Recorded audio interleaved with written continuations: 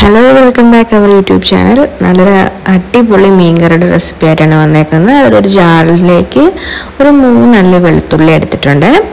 അപ്പം ചൂരക്കറിയാണ് ഇന്ന് വെക്കാൻ പോകുന്നത്. ആ വെളുത്തുള്ളി ഇട്ട ജാറിലിട്ട് തന്നെ നമ്മൾ കുറച്ച് മഞ്ഞൾപ്പൊടിയും കുറച്ച് ഉലുവാപ്പൊടിയും കുറച്ച് കാശ്മീരി ചില്ലി പൗഡറും കുറച്ച് വെളിച്ചെണ്ണ പിന്നെ ആവശ്യത്തിന് വെള്ളവും ചേർത്ത് നമുക്ക് ഒന്ന് അരച്ചെടുക്കാം. അടിപൊളി മുളകിൽ വെച്ച ചൂരക്കറിയാണ്. പെട്ടെന്ന് തയ്യാറാക്കി എടുക്കാം. അതുപോലെ തന്നെ വളരെയധികം രുചിയായിരുന്നു. ഫ്രഷ് മീൻ കൂടെ കിട്ടിയത് കൊണ്ട് നല്ല അടിപൊളി രുചിയായിരുന്നു ഈ കറിക്ക്. ഇങ്ങനെ മിക്സിയിൽ അരച്ചെടുക്കുമ്പോൾ കറിക്ക് ഒന്നും കൂടെ കൊഴുപ്പുണ്ടായിരിക്കും, നല്ല ഒരു ഗ്രേവി കിട്ടും.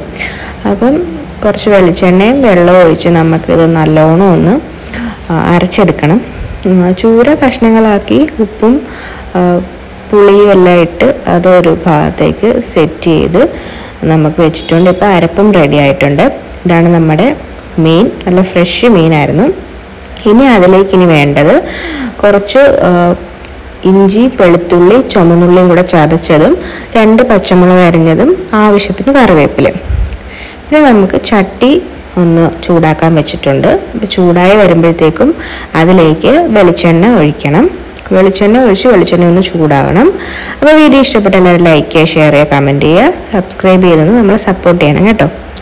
അപ്പം എണ്ണ ചൂടായി കഴിയുമ്പോഴത്തേക്കും അതിലേക്ക് കുറച്ച് കടുകും കുറച്ച് ഉലുവയും കൂടെ ഇട്ട് അതൊന്ന് പൊട്ടണം.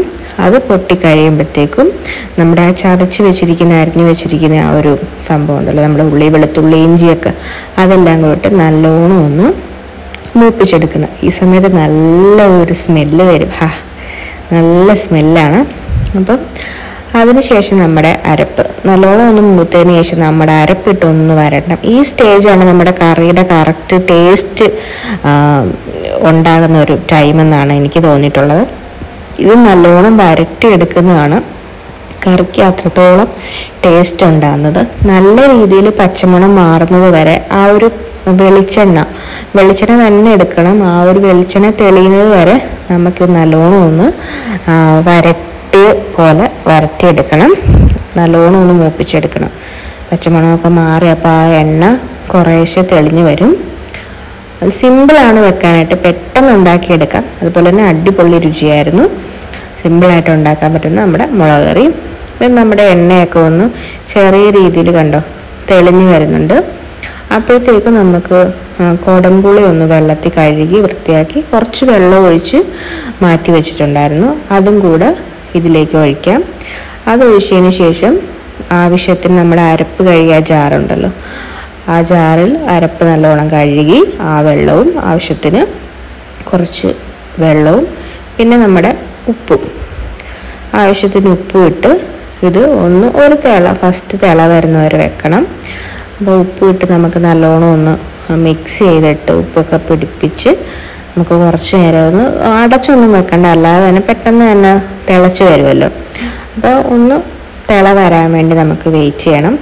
അപ്പോൾ ഇതൊന്ന് തിളച്ച് നമുക്കൊരു തിള വന്നിട്ടുണ്ട്. അപ്പോൾ ആ തിളച്ച് വരുമ്പോഴത്തേക്കും നമുക്കതിലേക്ക് 1/4 ടീസ്പൂൺ കുരുമുളക് പൊടി, 1/4 ടീസ്പൂൺ പെരുംജീരകപ്പൊടി, 1 നുള്ള് ഉലുവപ്പൊടി ഇത്ര ഇട്ട് അതൊന്ന് തിളയ്ക്കണം. അതിൻ്റെ കൂടെ തന്നെ നമ്മുടെ മീനുണ്ടല്ലോ അത് കഴുകി വെച്ചിരിക്കുന്നതും കൂടെ നമുക്കതിലേക്കിട്ട് അടച്ച് വെച്ച് നമുക്ക് വേവിച്ചെടുക്കാം. ഈ സമയത്തൊക്കെ നല്ല ആ ഒരു കറിവേപ്പിലയുടെ ഒക്കെ ഒരു സ്മെല്ലാണ് നല്ല അടിപൊളി. അപ്പോൾ ഈ ചൂരക്കറിക്ക് കോമ്പിനേഷനായിട്ട് ഇന്ന് ഇവിടെ ഉള്ളതെന്ന് വെച്ച് കഴിഞ്ഞാൽ നല്ല കപ്പയാണ്.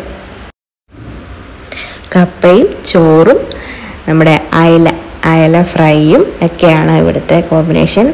നമ്മുടെ വേവിക്കാനായിട്ട് വെച്ചിരിക്കുന്ന നമ്മുടെ മീൻകറി ഇപ്പം നല്ലോണം തിളച്ച് എണ്ണയൊക്കെ വറ്റി നല്ല അടിപൊളി സ്മെല്ലും ആയിട്ട് നമ്മുടെ കറി റെഡി ആയിട്ടുണ്ട്. അപ്പോൾ അവസാനമായിട്ട് ഇതിലേക്ക് ചേർക്കാൻ പോകുന്നത് കുറച്ച് പച്ച വെളിച്ചെണ്ണയും പിന്നെ അതുപോലെ തന്നെ കറിവേപ്പിലയും കൂടെ ഇട്ട് നമുക്കിത് ഇറക്കാം. അപ്പം കപ്പയും റെഡി ആയിട്ടുണ്ട്, നമ്മുടെ ചൂരക്കറി ഇവിടെ റെഡി ആയിട്ടുണ്ട്. അപ്പോൾ എല്ലാവരും ട്രൈ ചെയ്ത് നോക്കുക. പെട്ടെന്ന് ഉണ്ടാക്കാൻ പറ്റുന്ന നമ്മുടെ ചൂരക്കറി ഇവിടെ റെഡി ആയിട്ടുണ്ട്. അപ്പോൾ അടുത്ത വീഡിയോയിൽ നമുക്ക് വീണ്ടും കാണാം.